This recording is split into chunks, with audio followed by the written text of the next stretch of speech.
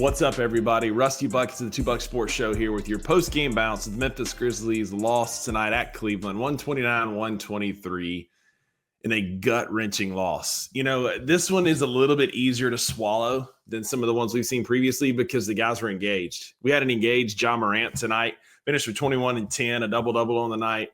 Jaren was your leading scorer with 22 points. For the Memphis Grizzlies in 25 minutes. Ja played 34 minutes. Desmond played 35.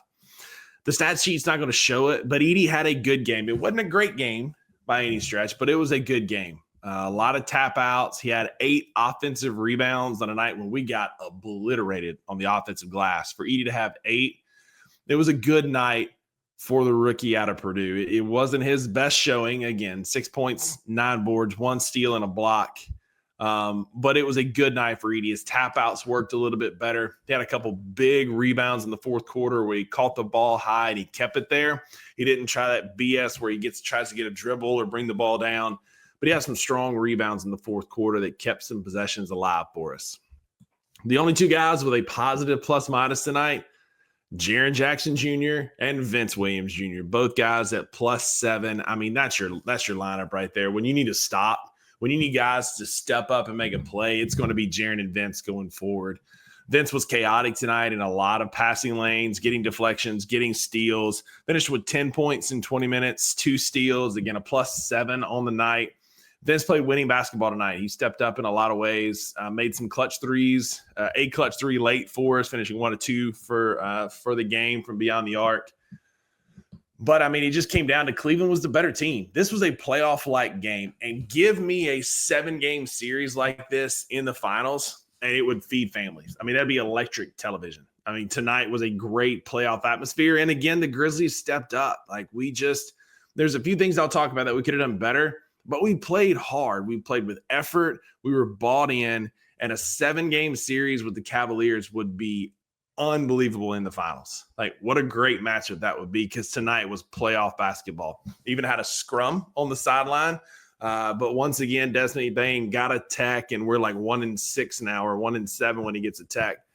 But he wasn't taking any junk. He was on the bottom of a pile in enemy territory, got into it with Donovan Mitchell. There were 4 techs issued, 2 to the Grizz, 2 to the Cavs. And they kept playing. But, again, it felt like a playoff-type atmosphere, and we didn't shrink from the moment. Now, the things we could have done better. I'm not going to harp on Taylor Jenkins. I'm known as a Taylor Jenkins critic, and I'm sure I'll get some hate in the comments for this. But, like, I still don't understand what this man's doing with our rotations. Ja had a killer first quarter, was just getting what he wanted, got downhill, got to the rim, was slashing, seeing the floor really well. And then they pulled him. And, again, I know he ended up playing 34 minutes, so don't come at me, you Taylor Jenkins purists. I understand the math worked out.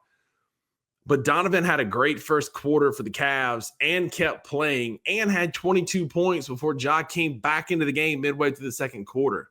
I can understand some frustrations with this system because Taylor's over there looking at his Waffle House menu while we're getting chopped, smothered, and covered on the floor to stick to his analytics and his math. Like, I would love to have seen Ja play a little bit longer in that first quarter, get some momentum, find some foul trouble for the Cavaliers. They got Jaren in foul trouble. Jaren played with 5 late in the game. Why can't Ja do the same thing getting downhill early in the game? Again, we were in it late. Taylor figured it out. It was better in the second half. We had our dudes out there more in the second half. It definitely shrunk in the second half. But the Cavaliers are not a team that you can dig a hole against and then try and dig your way back out. And that's what happened tonight. We were down 5 at the end of the first quarter and just never really came back. Cavaliers, I think Pete said, they're now like 15-4 now or something like that. The math, I don't remember exactly, but they have a lot more wins than losses when they win a first quarter.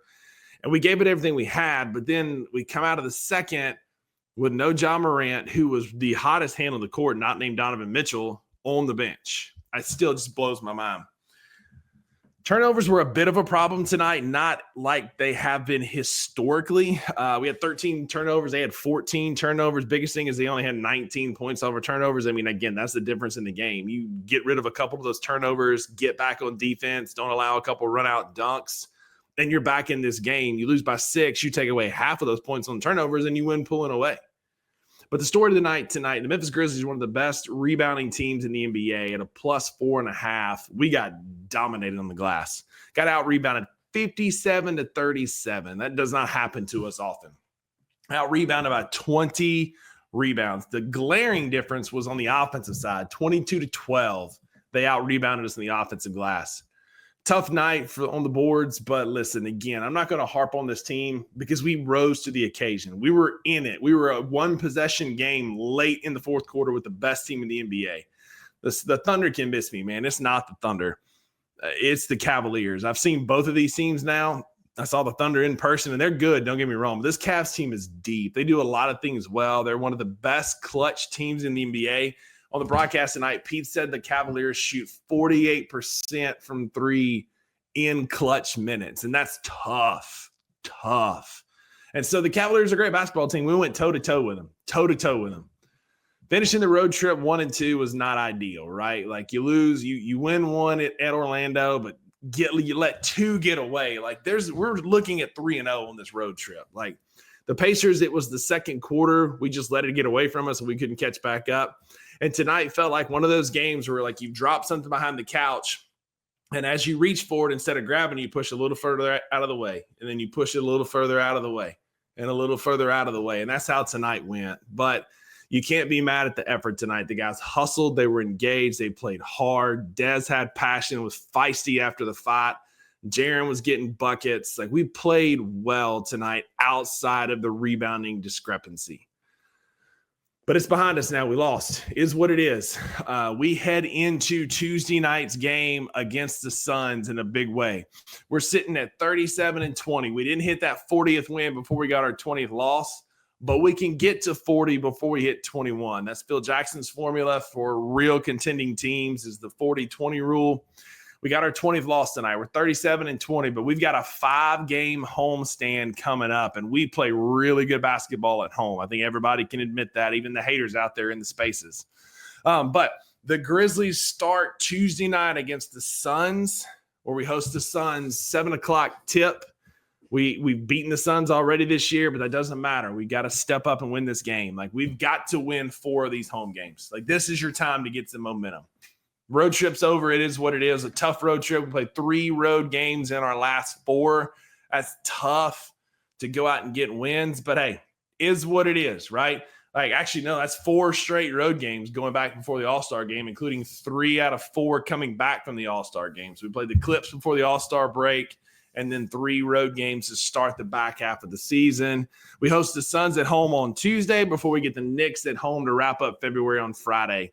Build some momentum. Use that effort tonight to go forward. Go beat the Suns. Desmond's got to find it again. 0 for 7 from 3 tonight wasn't great, but this team will bounce back. I love what I saw from an effort standpoint. You give me that effort night in and night out, the ball's going to bounce your way more often than not because you're not playing the 47-10 now Cavaliers night in and night out, thank goodness. But again, the Grizz-Cavs final would feed families.